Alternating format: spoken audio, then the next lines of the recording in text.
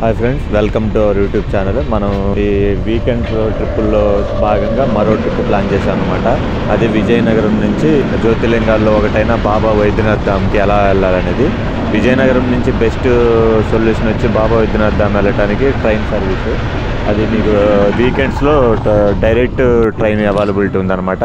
కాకపోతే డియోగర్ అనే దానికి ట్రైన్ సర్వీస్ లేదు. మనం జై సిద్ధి అనే జంక్షన్కి వెళ్ళాలి. జై సిద్ధి అనేది నియరెస్ట్ పాయింట్ అనమాట వైద్యనాథ్ ధామ్కి.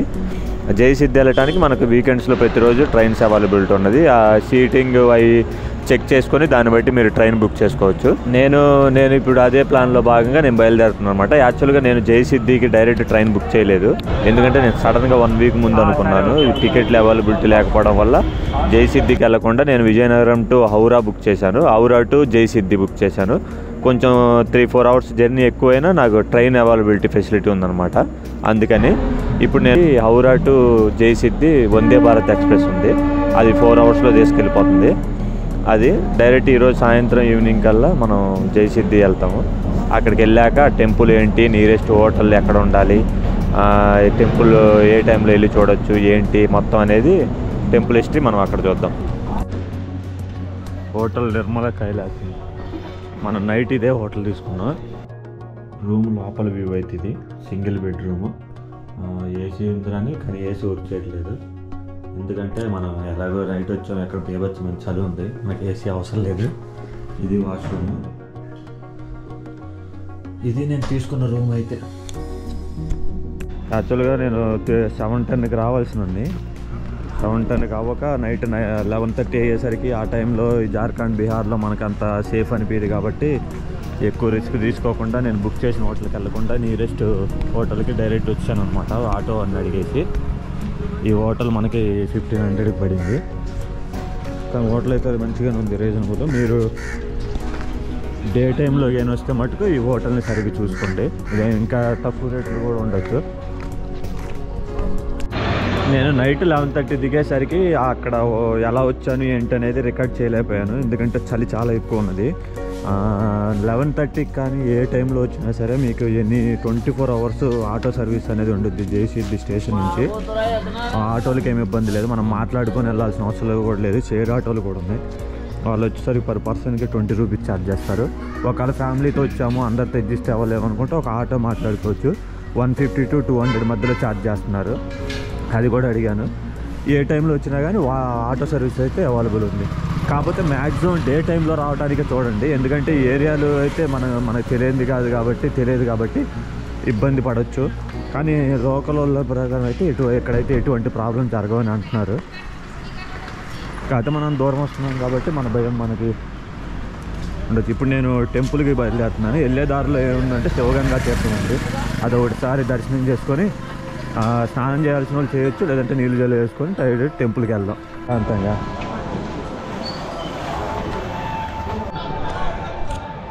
ఇదే శివగంగా తీర్థం. 4 వైపులా ఓపెనింగ్ ప్లేసెస్ అయితే ఉన్నాయి. ఎటు సైడ్ నుంచి అయినా వచ్చి రావచ్చు, ఇక్కడ వచ్చి స్నానం చేయొచ్చు.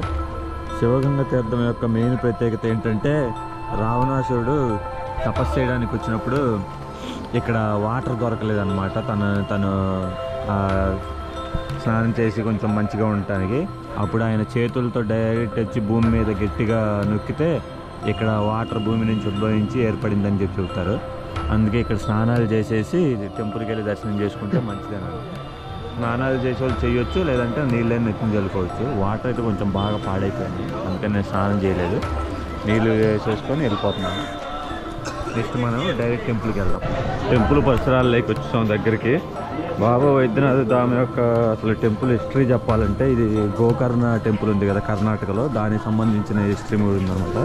రావణాసురుడు ఆత్మలింగం కోసం ఘోర తపస్సు చేయడానికి వచ్చినప్పుడు ఇక్కడే తపస్సు చేస్తాడంట. తపస్సు చేయడానికి వచ్చినప్పుడు ఆయన ఎంతసేపటికి శివుడు ప్రత్యక్షం కాకపోయేసరికి తన 10 తలలు ఒక్కొక్కటిగా నరుక్కుంటూ తన ప్రాణాన్ని అర్పిస్తాడనమాట శివుడికి.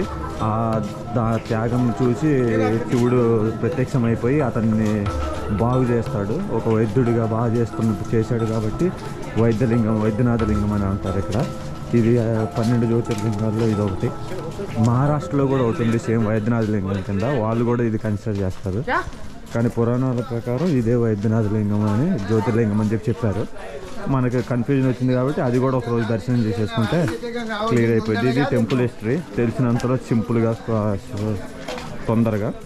ఇప్పుడు మనం టెంపుల్ దగ్గరికి వెళ్ళి దర్శనం చేసుకుంటాం.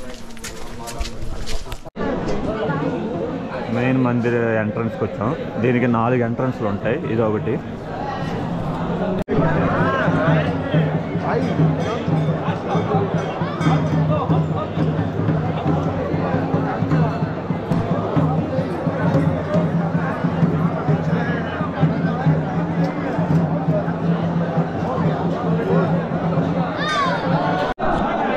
టెంపుల్ ఒక్కొక్క నేమ్స్ అయితే అన్ని హిందీలో రాశారు.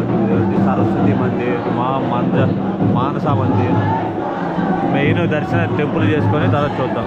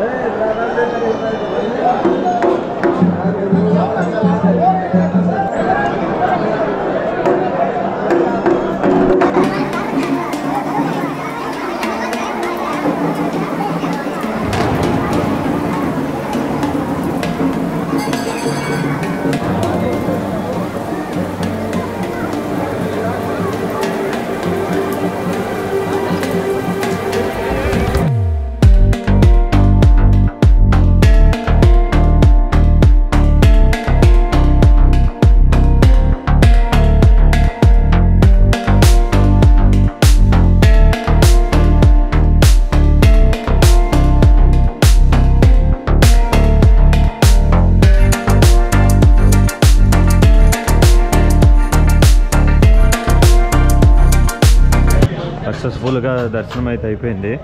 కరెక్ట్గా మనకి ఎగ్జాక్ట్గా 1 అవర్ పట్టింది అనమాట దర్శనం కంప్లీట్ చేసుకోవడానికి. నార్మల్ దర్శనంలోనే వెళ్ళాం. అక్కడ ఏదో అమౌంట్ కొడితే విఐపి దర్శనం ఉందని అన్నారు కానీ అది ఎక్కడ ఉందో అర్థం కాక నార్మల్ దర్శనానికి వెళ్ళా. నార్మల్ దర్శనం 1 అవర్ టైం పట్టేసింది. హ్యాపీగా అయిపోయింది కంప్లీట్ దర్శనం అయితే. ఇప్పుడు మనం ఏం చేయాలంటే హోటల్కి వెళ్ళి చెక్అవుట్ చేసేసి ఈరోజు నైట్ 9:30కి నాకు ట్రైన్ హౌరా వెళ్ళటానికి. హౌరా ఎక్స్ప్లోర్ చేద్దామని చెప్పి చూస్తున్నాను అనమాట. అప్పుడు దాకా ఉండమంటే ఇంకా రూమ్కి వెళ్ళి రూమ్లో లగేజ్ అంతా చెక్అవుట్ చేసి ఆడికి ఇచ్చేసి బయటికి వెళ్ళిపోయిన తర్వాత ఏదన్నా ఇంకా ఉన్నాయో మంచి ప్లేస్లు ఉన్నాయేమో చూసి విజిట్ చేద్దాం. ఇంతటితో సక్సెస్ఫుల్గా 8 జ్యోతిర్లింగాలు కంప్లీట్ అయినాయి మనకి. 8వ జ్యోతిర్లింగమే ఇది వైద్యనాథ్. నెక్స్ట్ మిగిలినవి ఎప్పుడన్నా టైం చూసుకొని కంప్లీట్ చేసేయాలి, అవి కూడా ఇయర్లోపు. నైట్ తీయడానికి అవ్వలేదు. ఇదే జయసిద్ధి రైల్వే స్టేషన్కి వెళ్ళే మార్గం.